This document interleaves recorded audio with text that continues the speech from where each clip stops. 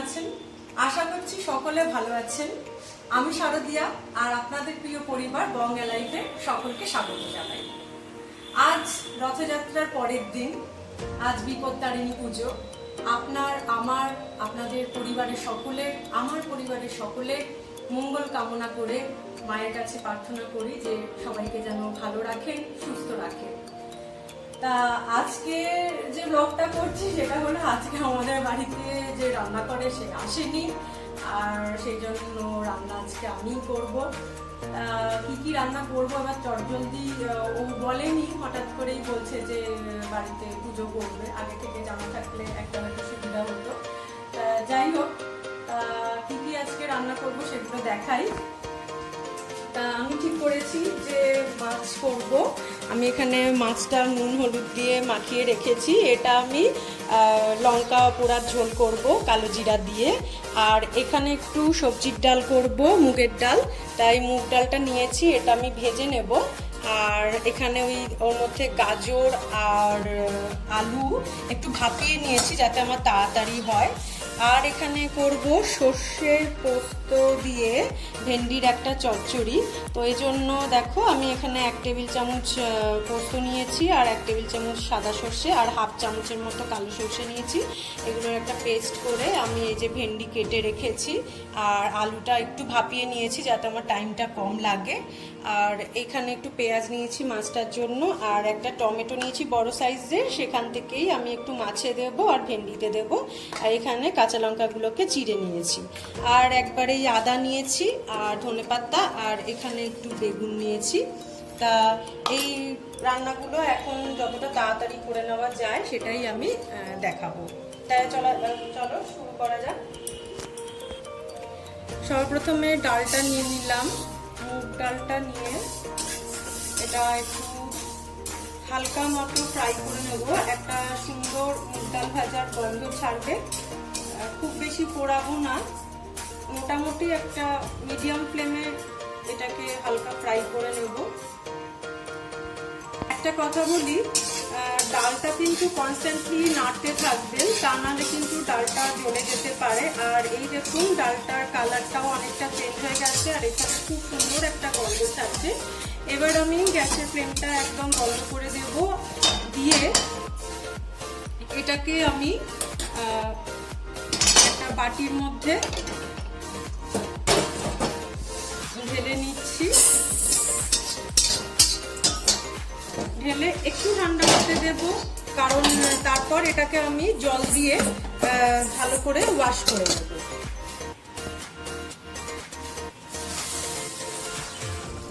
এরকমভাবে ডালটা অন্তত 3-4 বার ভালো করে ধুয়ে নেবেন। প্রথমবারই হাত দিতে যাবেন না, কারণ ডালটা গরম অবস্থায় থাকে।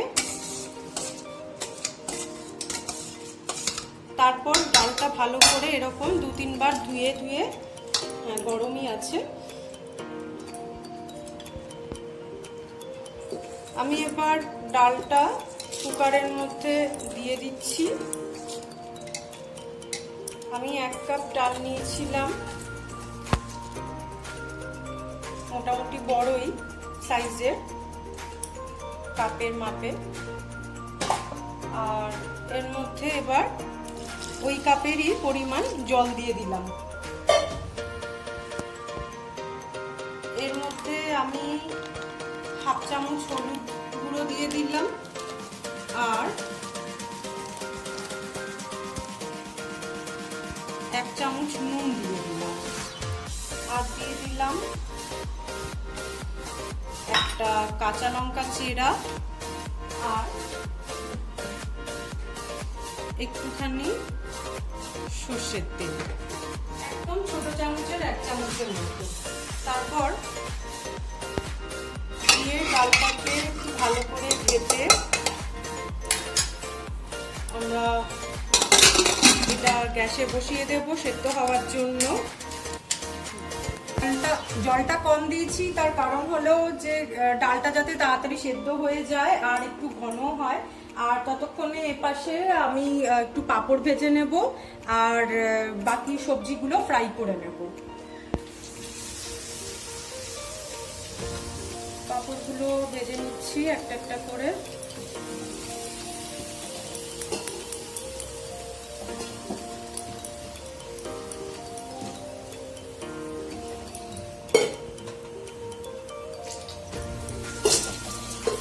একটা কথা বলি, পাঁপড়গুলো কিন্তু ভাজার পর বেশ খানিকটা গরম থাকে, তো তারপর কিন্তু সাথে সাথে এটা মুখ বন্ধ করবেন না, 5 মিনিট রাখার পর কিন্তু করবেন, তা নাহলে গরমের ভাপে পাঁপড়গুলো নেতিয়ে যেতে পারে। ওই কড়াইতেই আমি একটা তেজপাতা, এই দুটো ছোট ছোট তেজপাতা আর শুকনো লঙ্কা একটা নিয়ে এইভাবে দুভাগ করে দিলাম।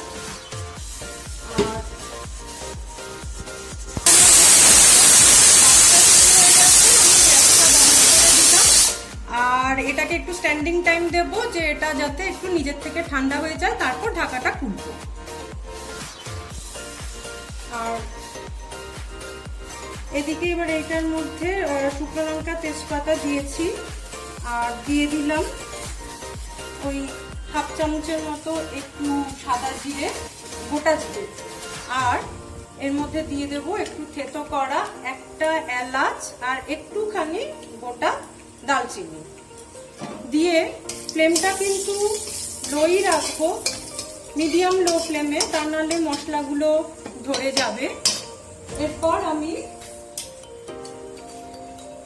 এই যে গাজর আর আলুটা সেদ্ধ করে রেখেছিলাম, দেখো আলুটা ভালো সেদ্ধ হয়ে গেছে আর গাজরটাও হয়ে গেছে, তা এইটা এর মধ্যে দিয়ে দেবো। এতে করে কি হবে, টাইমটা অনেকটা কম লাগবে। আর আমি কিন্তু ওই পাঁপড় ভাজা তেলটা পুরো অনেকটা তুলে রেখেছিলাম, কড়াইতে মাত্র 2 টেবিল চামচ তেল ছিল।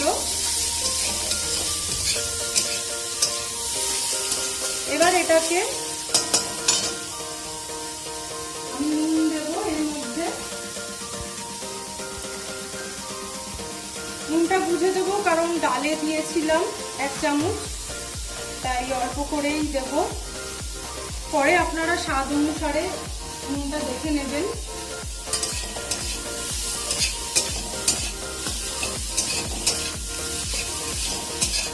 আর ডালে যেহেতু আমি হলুদ দিয়েছিলাম, হলুদ দিয়ে সেদ্ধ করেছি, তাই এই সবজির মধ্যে আলাদা করে আমি আর হলুদ দেব না।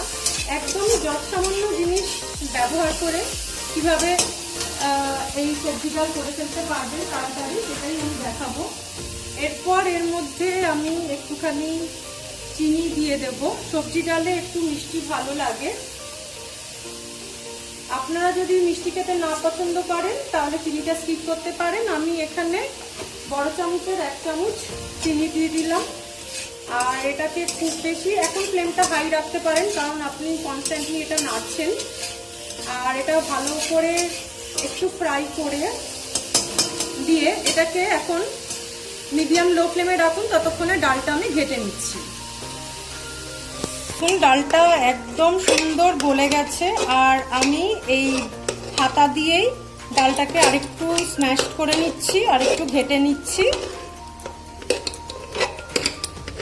আপনারা যদি দানা দানা খেতে পছন্দ করেন সেরকমই রাখবেন। আমার একটু ডালটা গলে গেলে ভালোই লাগে, তাই আমি একটু ঘেটে নিচ্ছি। এইবার আমি এর মধ্যে অল্প একটু আদা দিয়ে দিলাম। আদার গন্ধ মুগ ডালে খুব ভালো লাগে। এটা বড় চামচের 1 চামচ, এটা কিন্তু আদা বাটা নয়, এটা আদা কোড়ানো আছে। এইবার আমি ডালটা দিয়ে দেব। এই সময় ফ্লেমটা একদম লো রাখবেন, তা না হলে কিন্তু ডাল বা সবজি জ্বলে যেতে পারে। আগে থেকে তৈরি করে রাখা একটু গরম জল দিয়ে ডালটাকে আমি এখন একটু 5 মিনিটের জন্য ফুটতে দেব। ফ্লেমটা এদিকে লো করে রেখেছি কারণ মুগের ডাল খুব তাড়াতাড়ি নিচে ধরে যায় ঘন বলে। আর এটা আমি ছোট দিকের গ্যাসে নিয়ে নিয়েছি। আর ততক্ষণ আমি এইদিকে কড়াই বসিয়ে দিয়েছি হাই ফ্লেমে, আর এতে দিয়ে দিচ্ছি খানিকটা তেল, কারণ মাছটা আমি ভেজে নেব। তেলটা গরম হয়ে যাক। তেল গরম হয়ে গেছে, এবার ফ্লেমটা লো করে আমি একে একে মাছগুলো ছেড়ে দিচ্ছি।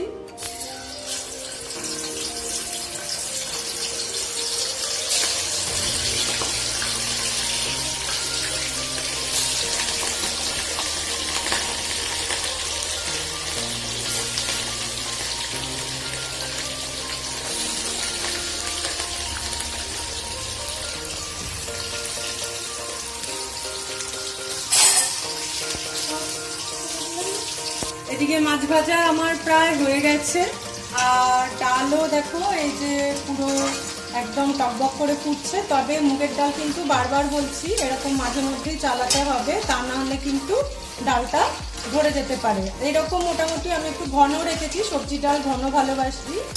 আর এইভাবে ধরে এরকম করে ডিস্টার্ব করলে আমি কি করে রান্না করব, প্রচন্ড ডিস্টার্ব করছে, আর মুখ না করে থাকতে পারলাম না। তা যাই হোক, তোমরা কিন্তু প্লিজ কিছু মনে করো না। আর এইবার আমি ডালটা বন্ধ করে দেব, বন্ধ করে গ্যাসে 2 মিনিট এটা রাখবো, 1 থেকে 2 মিনিট রাখবো। তার কারণ এই যে ফুটছে না, এটা গ্যাস দেখো বন্ধ করে দিয়েছি, তারপরও কিন্তু ফুটছে। এটা একটু বুড়বুড়িটা বন্ধ হোক, তারপর এটা আমি বাটিতে ঢেলে নেব। ততক্ষণে দেখি মাছটা কত দূর কি কন্ডিশন হয়েছে। আচ্ছা, মাছও এখানে ভালোই ফ্রাই হয়ে গেছে, আরেকটু হবে, আর মিনিট 3 মতো হলেই, 3-4 মিনিট হলেই মাছটা হয়ে যাবে। ডালটা ঢেলে নিলাম। দেখো কড়াই কিন্তু একদম পরিষ্কার আছে, নিচে একটুও লেগে নেই। আর এইবার যেটা আসল কাজ সেটা হলো, এখানে আমি 1/2 চামচের মধ্যে দিয়ে দিলাম, দিয়ে এটা ভালো করে নেড়ে দিলাম। নেড়ে ডালটা কিন্তু ঢাকা দিয়ে রেখে দেবো। এবার মাছ ভাজা সম্পূর্ণ হয়ে গেছে, দেখে নিই। হ্যাঁ, ছেড়ে এসছে কড়াই থেকে। আর গ্যাসের ফ্লেমটা একদম কম করে দিলাম, দিয়ে এবার মাছগুলো তুলে নেবো। হ্যাঁ, এই পিস ওটা দুটি ভালো করে হয়ে গেছে ভাজা।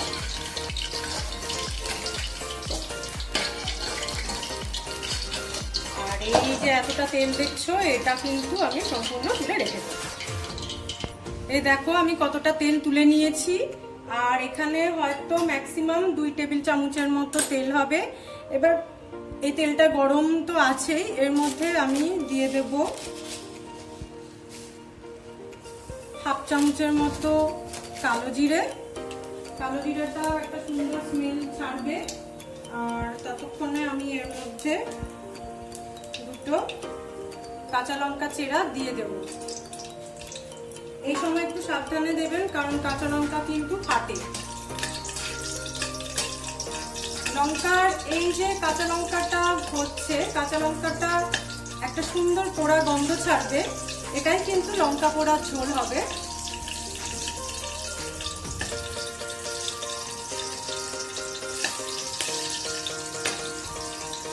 ভীষণ ছিটছে, লঙ্কাটা ভালো মতো সেঁকে গেছে। ঠিক এই রকম স্টেজ এলে এর মধ্যে দিয়ে দেব 1 টেবিল চামচের মতো আদা কুচি। আমি আজকে কোনোটাই বাটা ব্যবহার করছি না, তবে আদাটা দেওয়ার সময় কিন্তু খেয়াল রাখবেন খুব বেশি পোড়াবেন না। আর তারপর আমরা দিয়ে দিচ্ছি এর মধ্যে একদম মিহি করে কেটে রাখা এই কুচনো পেঁয়াজ। এটা একটু হাত দিয়ে কচলিয়ে দিচ্ছি, যাতে পেঁয়াজগুলো একে অপরের সাথে লেগে না থাকে আর খুব ভালোভাবে ফ্রাই হয়।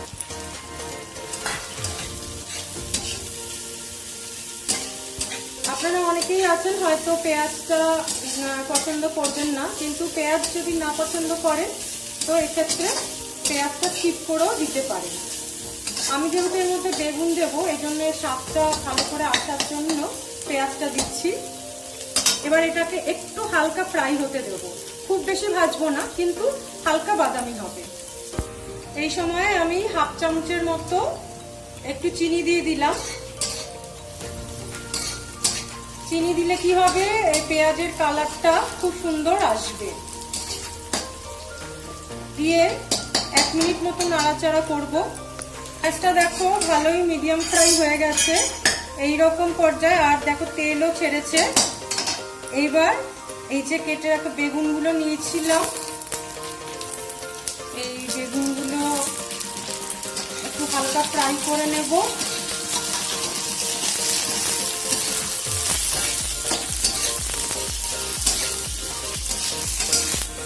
বেগুনগুলো হালকা সাঁতলানোর পর এর মধ্যে এই হাফ টমেটো কুচিটা দিয়ে দিলাম, দিয়ে একটু ভালো করে নাড়াচাড়া করব।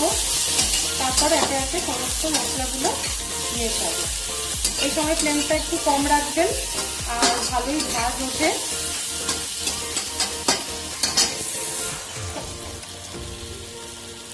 সবার আগে 1 চামচ নুন দিচ্ছি, নুনটা অল্প করেই আগে দেব। তারপর দিচ্ছি হাফ চামচ হলুদ গুঁড়ো, হাফ চামচ লাল লঙ্কার গুঁড়ো, হাফ চামচ না 1/4 বলতে পারেন, আর 1/4 কাশ্মীরি লঙ্কার গুঁড়ো, হাফ চামচ জিরে গুঁড়ো দিয়ে মশলাটা আগে একটু মাখিয়ে নেব সবজিগুলোর গায়ে, দিয়ে একদম অল্প একটু জলের ছিটে দেব। তার কারণ হলো যাতে মশলাটা না ধরে যায় আর ভালোভাবে পুরো সবজিগুলোর সাথে মিক্স হয়ে যায়। একদম অল্প জল দেবেন। এই সময় মিডিয়াম ফ্লেমে রাখবেন, মিডিয়াম হাই ফ্লেমে এটা ভালো করে কষতে দেবেন।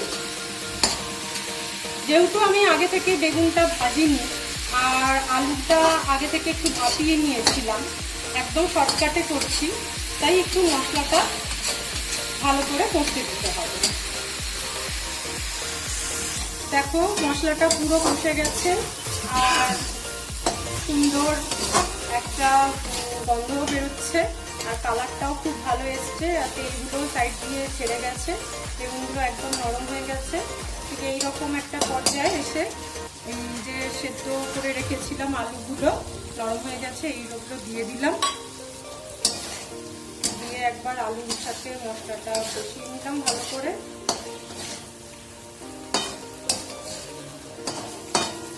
খুব বেশি থাকবো না, আলুগুলো ভেঙে যাবে, যাচ্ছেও হয়তো। এবার একটু জল দিয়ে এটাকে ফুটতে দেব। 5 মিনিট ফোটার পর মাছগুলো ছেড়ে দেবো। ঝোলটা ভালো করে ফুটে গেছে, তবে আমি একটু টেস্ট করে দেখেছি যে এতে হাফ চামচের মতো নুন লাগবে, তাই আমি এতে আরো হাফ চামচ নুন অ্যাড করলাম।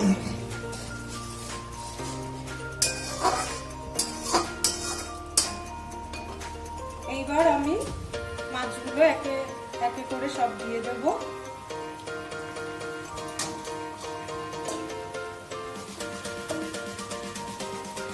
ভালো করে ঝোলের মধ্যে ডুবিয়ে দেব আর এটা মিনিট 10 জন্য একদম হাই ফ্লেমে একটু ফুটতে দেব।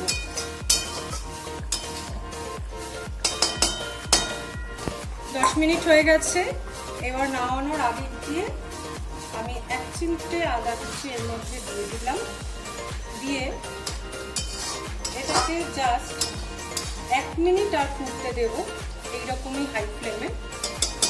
এতে কি হবে, দারুণ একটা আদার সুন্দর ফ্লেভার আসে।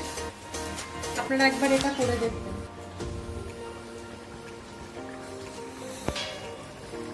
1 মিনিট হয়ে গেছে, গ্যাসের ফ্লেমটা অফ করে দিলাম আর 1 মিনিটের মতো এটাকে স্ট্যান্ডিং টাইম দেব, কারণ এটা এখনো ফুটছে। তারপর ঢেলে নিচ্ছি।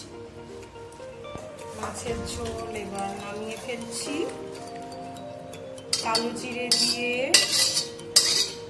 কাঁচা লঙ্কা, আদা বাটা, আলু বেগুন দিয়ে পাতলা করে টেলটেলে একদম কাতলা মাছের ঝোল বানিয়েছি।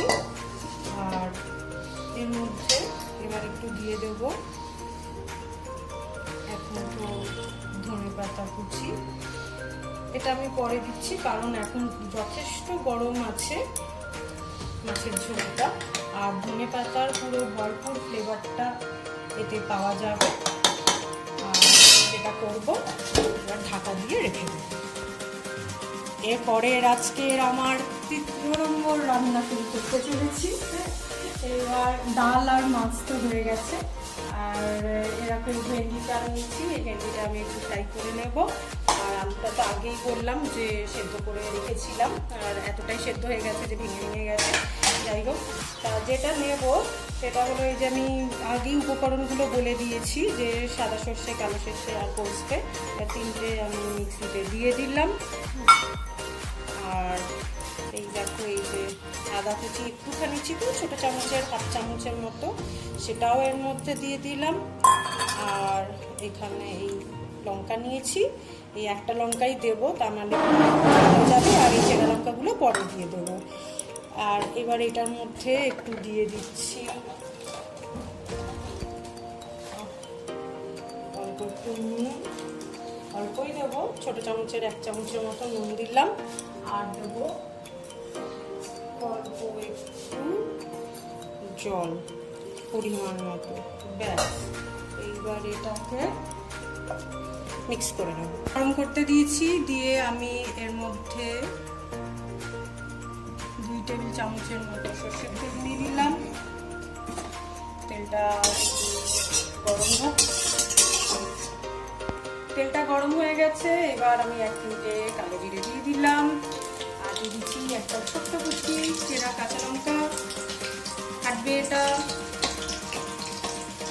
কাঁচা লঙ্কাটা একটুখানি সেঁকলেই একটা সুন্দর গন্ধ বেরোবে। এবার আমি এর মধ্যে দিয়ে দেবো রাখা ভেন্ডি, যাতে বা ঢেঁড়স যাতে লোড না হয়। দেখো আমি কেটে রেখেছি, বাকি রান্নাগুলো করলাম, একটুও কিন্তু ওই লোড হয়নি। ওর টেক্সচারই হওয়ার, লোড হওয়ার, কিন্তু সেইভাবে হয়নি। সেটা টিপস আমি একটা শেয়ার করবো তোমাদের সাথে পরে। আর যাই হোক, এখন এটাকে হালকা মিডিয়াম হাই ফ্লেমে ভাজতে দেবো। আর দিয়ে দেবো এর মধ্যে একটুখানি হাফ চামচের মতো নুন, আর হাফ চামচের মতো হলুদ গুঁড়ো দিয়ে এটাকে খুব ভালো করে নাড়াচাড়া করব। খুব কড়া করে ফ্রাই করব না, হালকা ফ্রাই করব, মিডিয়াম করব। এটা ফ্রাই হোক, ততক্ষণে আমি ওই মিক্সড যেটা করছিলাম সর্ষে পোস্ত, সেটা পেস্ট বানিয়ে নিই। বাকি যে হাফ কেটে রাখা টমেটোটা ছিল সেটা আমি এর মধ্যে দিয়ে দিলাম। দিয়ে এটাকে মিডিয়াম ফ্লেমে নাড়াচাড়া করবো। আর পেস্টটা এবার দিয়ে দেবো। টমেটোটা একটু মজে যাক, দিয়ে দেবো। এর মধ্যে আর কিন্তু কোনো মশলা সেরকম মেশাবো না। এদিকে দেখো টমেটোটা একদম ভালো করে মিশে গেছে, এটার থেকে তেল ছেড়ে দিয়েছে। এবার আমি মিক্সটা দিয়ে দেবো। দেখো পেস্টটা দিয়ে দিচ্ছি। আর এই বাকিটা যেটা লেগে আছে মিক্সির মধ্যে, ওতে জল দিয়ে দেব। মিক্সির গায়ে লেগে আছে, আমি জল দিয়ে দিলাম। আঙুল দিয়ে কখনোই করতে যাবেন না, কারণ ব্রেডটায় প্রচণ্ড ধার থাকে, আঙুল কেটে যেতে পারে।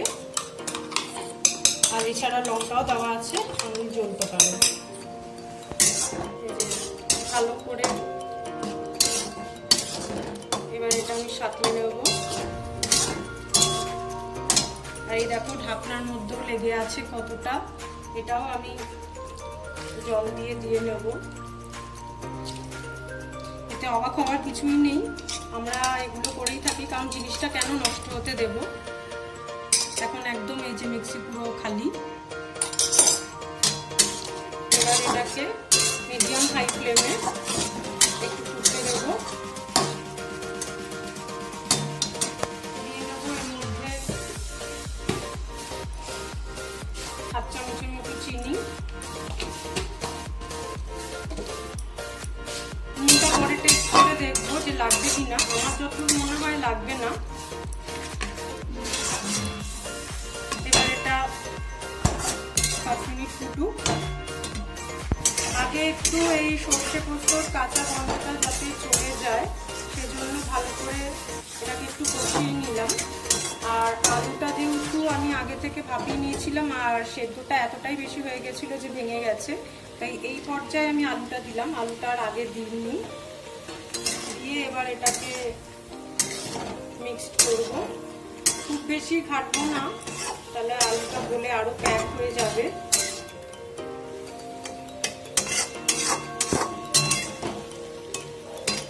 এরপর আমি একটু এর মধ্যে জল দেব, জল দিয়ে 5 মিনিট মতো ফুটতে দেব। এটা কমপ্লিট হয়ে গেছে। এটা একটু গামাখাই করব। আর এটার মধ্যে এইবার একটুখানি দিয়ে দেব কাঁচা লঙ্কা চেরা যেগুলো নিয়েছিলাম সেইগুলো এর মধ্যে দিয়ে দিলাম। দিয়ে ভালো করে নাড়াচাড়া করে দেব। এটা দিয়ে বেশিক্ষণ রাখবো না, এই কয়েক সেকেন্ড নিলেই হবে। এটা কমপ্লিট হয়ে গেছে। আর এটার মধ্যে দিয়ে দেবো ধনেপাতা কুচি। এই ধনেপাতা কুচিটা এর মধ্যে দিয়ে দিচ্ছি। দিয়ে এবার গ্যাসটা অফ করে দিলাম। আর অফ করে দিয়ে এটা নামিয়ে দেবো। এটা এবার নামিয়ে নিচ্ছি। মোটামুটি এইরকম রেডি থাকবে। দেখো কড়াই একদম পরিষ্কার আছে। এবার যেটা করবো, এর মধ্যে একটুখানি কাঁচা সর্ষের তেল ওপর দিয়ে ছড়িয়ে দেবো স্বাদের জন্য। আর যারা স্বাস্থ্য সচেতন আছো তাদের না দিলেও চলবে। বাট আমি এটার মধ্যে দিলাম। দিয়ে এটা ঢাকা দিয়ে রেখে দিলাম। আপাতত আজকের মতোই রান্না শেষ হয়ে গেল। আর জানি না কেমন খেতে হয়েছে, সেটা তো দেখা যাবে পরে। যাই হোক, যেটা বলার যে আপনারাও চটজলদি এইরকম যদি পরিস্থিতির শিকার হন তাহলে প্লিজ নিজেরা একটু ট্রাই করে নিতে পারেন যে শর্টকাটে কীভাবে এগুলো তাড়াতাড়ি অল্প সময়ের মধ্যে করা যায়। আর যদি আপনাদের এরকম বাংলা ব্লগ দেখতে ভালো লাগে তাহলে প্লিজ আপনাদের প্রিয় পরিবার বং এলাইভ সাবস্ক্রাইব করে রাখুন। আর এই পরিবারেরই একজন সদস্য হয়ে উঠুন। আমাদের এগিয়ে নিয়ে চলুন। আমাদের সাথে থাকুন, পাশে থাকুন, আনন্দ থাকুন, সুস্থ থাকুন। আর পাশেই যে বেল আইকনটা আছে সেটাকে প্রেস করে অন করে নিন। তাহলে আমরা যখনই কোনো ভিডিও আপলোড করবো সবার আগে আপনাদের কাছে নোটিফিকেশন পৌঁছে যাবে। তাহলে আজকের মতো এখানেই শেষ করছি। ভালো থাকুন। নমস্কার।